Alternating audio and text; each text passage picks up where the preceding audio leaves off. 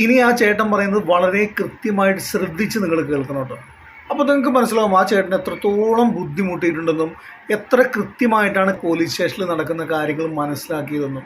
അത് നമുക്ക് കൃത്യമായിട്ട് നമുക്കും മനസ്സിലാവും അദ്ദേഹം പറയുന്നത് ശരിയാണല്ലോ എന്ന്. പോലീസിനെ കുറിച്ച് എന്നും പരാതികളാണ്. അത് LDF ഭരിച്ചാലും UDF ഭരിച്ചാലും അതൊരു പരിധിവരെ ശരിയാണ്. പക്ഷേ പോലീസ് ഇല്ലാതെ പറ്റുമോ? അതും പറ്റില്ല. അപ്പോൾ ഇതെന്താണ് ഇതിനൊരു പോംവഴി എന്നുള്ളതാണ്.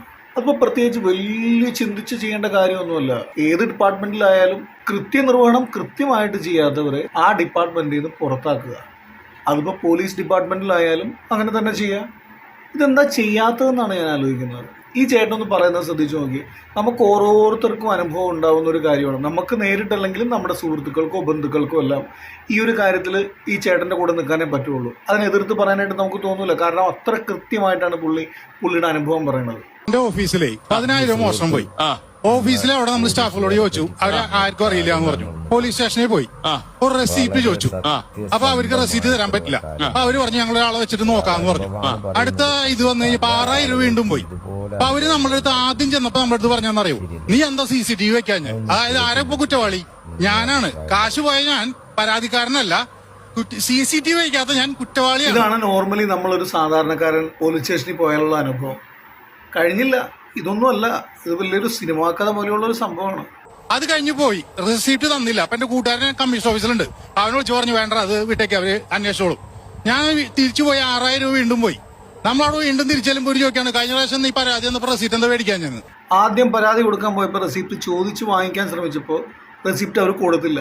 പിന്നെയും മോഷണം നടന്നപ്പോൾ പരാതി കൊടുക്കാൻ ചെന്നപ്പോൾ ചോദിക്കുകയാണ്, നീ എന്റെ ആദ്യത്തെ പരാതിക്ക് റെസിപ്റ്റ് വാങ്ങിച്ചില്ല എന്ന്. ഇതിനെന്താണ് നമ്മൾ മറുപടി പറയുക? നമ്മൾ എന്തെങ്കിലും ചോദിച്ചു കഴിഞ്ഞാൽ എന്താണ് ഇവരുടെ ഭാഗത്തു നിന്നുള്ള റിയാക്ഷൻ എന്തായിരിക്കും? എടുത്ത് നമ്മൾ പറയുന്ന റെസിപ്റ്റ് വേണമെന്ന് പറഞ്ഞാൽ ഒരു 353 നമ്മുടെ തലയിലിരിക്കും. നമ്മൾ അവരുടെ ഡ്യൂട്ടി തടസ്സപ്പെടുത്തി. ഈ പറഞ്ഞ സാധനത്തിൽ ഓൾറെഡി ഒരു 5 ദിവസം കിടന്നു കണ്ണൂര്. പിന്നെ അതൊക്കെ അവര് ലാവിഷായിട്ട് തരും. ഇപ്പൊ എന്തായി? സ്വന്തം പൈസ മോഷണം പോയത് പരാതിപ്പെടാൻ ചെന്ന ആള് ജയിലിലും കിടക്കേണ്ടി വന്നു, പോലീസുകാരുടെ കള്ളക്കേസ് കാരണം. ഇനി ആ ചേട്ടൻ പറയുന്നത് വളരെ കൃത്യമായിട്ട് ശ്രദ്ധിച്ച് നിങ്ങൾ കേൾക്കണം കേട്ടോ.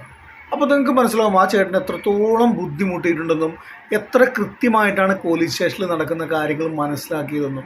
അത് നമുക്ക് കൃത്യമായിട്ട് നമുക്കും മനസ്സിലാവും അദ്ദേഹം പറയുന്നത് ശരിയാണല്ലോ എന്ന്. ശ്രദ്ധിച്ചു നോക്കി, ശ്രദ്ധിച്ച് കേട്ടു നോക്ക്.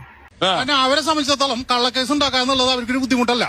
അവർക്ക് നമ്മൾ അറസ്റ്റ് ചെയ്യാനായിട്ട് വെറുതെ ഞാനിവിടെ നിൽക്കുമ്പോൾ അയാൾ എന്നെ വന്ന് കുത്തിനു പിടിച്ചെന്ന് പറഞ്ഞ് കഴിഞ്ഞില്ലേ? അവരെ കയ്യിൽ അധികാരമുണ്ട്.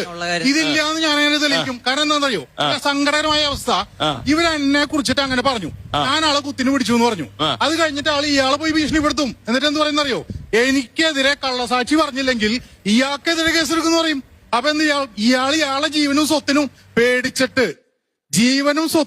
പേടിച്ചിട്ട് ആരെ പോലീസുകാരിന്ന് പേടിച്ചിട്ട് ഇയാള് എന്റെ ജീവനും സ്വത്തിന്റെ എതിരെ പരാതി പറയും.